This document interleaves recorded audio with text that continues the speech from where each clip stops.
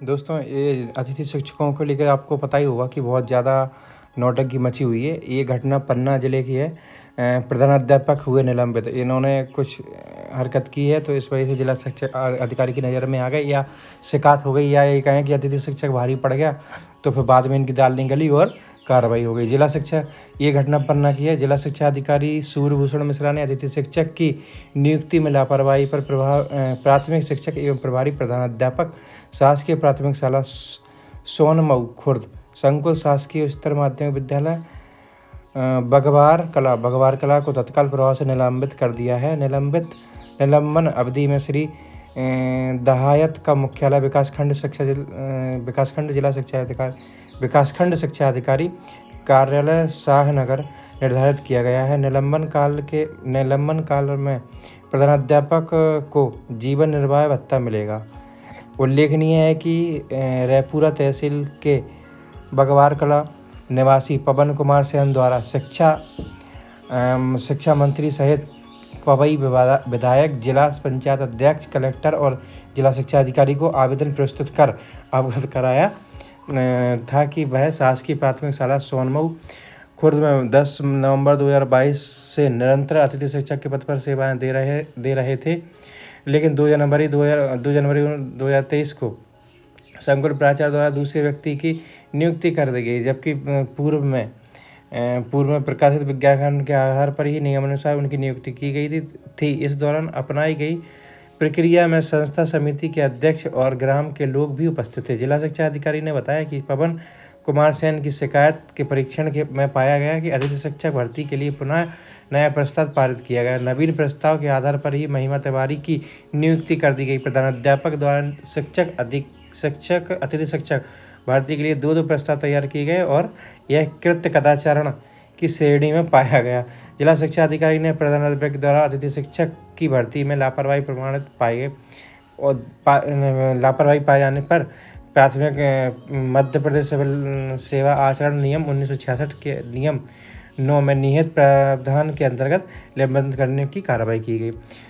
तो इससे समझ में आ रहा है कि ये चीज़ें भी बहुत होने लगी हैं जब से ये चीज़ अतिथियों की तनख्वाह बढ़ी है, और उनको आगे जाके परमानेंट करने के बारे में विचार करने के लिए मुख्यमंत्री जी ने कहा। तब से काफ़ी, जैसे आप 1-2 वीडियो पहले भी आए हैं, कि काफ़ी ये चीज़ें होने लगी प्रधानाध्यापक के द्वारा, या लोकल छोटे मोटे कोई पॉलिटिशियन है उनके द्वारा, या कोई कर्मचारी या कोई छोटे मोटे अधिकारियों के द्वारा भी अपना किसी व्यक्तिगत आदमी को घुसाने के लिए ये दिमाग चलाने लगे हैं।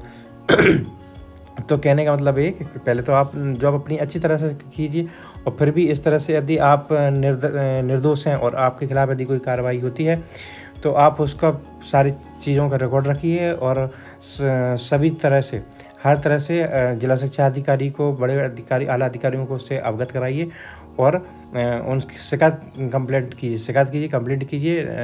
CM हेल्पलाइन पे कीजिए, जिला शिक्षा अधिकारी पे कीजिए, जिला शिक्षा अधिकारी से कीजिए, और सबसे पहले ध्यान रखें कि अपनी जो आपकी जॉब है उसको अपनी ईमानदारी से करें और रिजल्ट अच्छा दें, ताकि कोई बहाना ले सके, कोई भी व्यक्ति, कोई भी कर्मचारी, अधिकारी कोई बहाना ना ले सके कि आपका कार्य सही से नहीं कर रहे थे, या पढ़ाते सही से नहीं थे, ये वो कुछ भी। तो इसलिए पहले तो सारी चीज़ें अपनी तरफ से फुल फ्रेश करके रखें, और फिर बाकी उसके पश्चात भी यदि कोई ऐसा षड्यंत्र आपके खिलाफ होता है, तो आप सारी रिकॉर्ड कंप्लीट करके रखें अपना, और ज़रूरत पड़ने पर कार्रवाई कराएं। जिस तरह से ये कार्रवाई इस पवन कुमार अतिथि शिक्षक के द्वारा की गई है, तो इसी तरह से ये कार्रवाई करने के लिए भी आप भी तैयार रहें।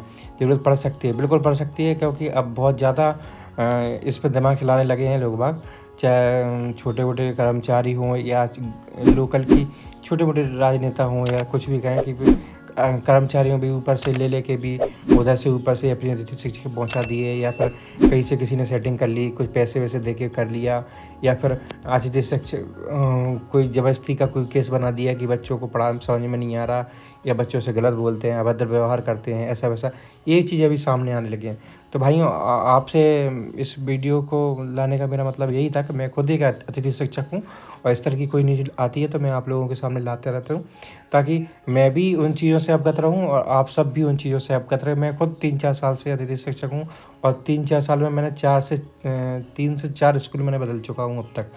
यही कि उधर कोई टीचर आ गया तो दूसरी जगह पहुंच गए, उधर कोई टीचर आ गया तो दूसरी जगह पहुंच गए, इस तरह से। और 3-4 साल से सिर्फ किराए भाड़े पे ही अपना ये नौकरी कर रहा हूँ। अब जाके इन्होंने 14,000 रुपये और 10,000 रुपये और 18,000 रुपये तनख्वाह बढ़ा के की है। उससे भी कोई भारी उद्धार नहीं हुआ है, पर यह है कि अपना ठीक है, किराया खर्चा चलता रहेगा। आगे कुछ आगे भी यही आशा है कि कुछ परमानेंट करते हैं तो ठीक है। तो फिर ठीक है भैया, चलो मतलब ज़िंदगी का गुजारा हो जाएगा अगर सब स्थायी होता तो। अभी भी कोई डर लगा रहता है कि बाई चांस कोई टीचर आ जाता है तो तुरंत अपना बोरा बिस्तर लेके चलना पड़ेगा। तो इस वीडियो के माध्यम से मैं माननीय मुख्यमंत्री से भी कहना चाहूँगा, थोड़ा सा आप विचार कीजिए हम लोगों की करियर के ऊपर, भविष्य के ऊपर, और कुछ ऐसा नियम एक ला दीजिए कि इस तरह से हम लोगों को ना हटा सकें और ना इस तरह से हम लोगों को कहीं भी बीच में इस तरह से ना छोड़ा जाए। और हो सके तो परमानेंट कर दीजिए। हम लोग काफ़ी टाइम से काम भी कर रहे हैं, पढ़ा भी रहे हैं, सब चीज़ें कर रहे हैं और उस योग्य हैं। आप टेस्ट रखना चाहें टेस्ट कर लीजिए, और आप मीटिंग के थ्रू जैसे हम लोगों का मूल्यांकन कराते हैं, उस आधार पे कोई परीक्षण कराना है, मूल्यांकन कराना है, जो है उस योग्य तो कर दीजिए। नहीं है तो उनको उनकी टेस्ट के थ्रू उनको बाहर कर दीजिए, और क्या है।